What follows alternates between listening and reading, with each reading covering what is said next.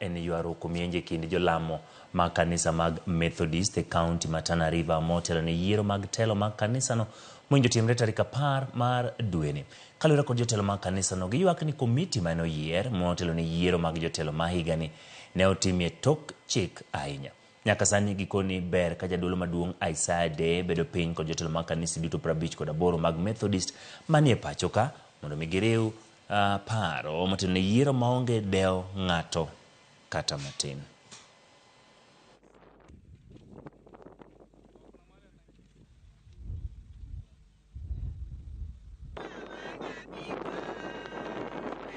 Kikao cha sinodi feki kilifanyika ambacho hakisi uwakilishi wa kanisa katika sinodi ya Singwaya, na ndani yake wajumbe wamechaguliwa kuhudhuria kamati za Juni na mkutano wa Agosti. Tafadhali kumbuka kuwa mjumbe yeyote kwa jina la sinodi ya Singwaya hatuwakilishi kwa jina yeyote. Wajumbe kutoka makanisa 7 kati ya 58 hawawezi kuwakilisha sinodi.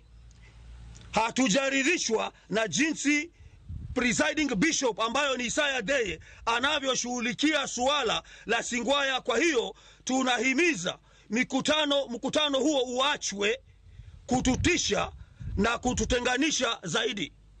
Sasa jambo ambalo linatushangaza ni kwamba katika makanisa 58 kama makanisa 51 yamekaa kando na hayamuenzi presiding bishop, tunaona kama ambaye hana upendo wala hana lolote la kutufanya sisi tukaweze kuwa pamoja.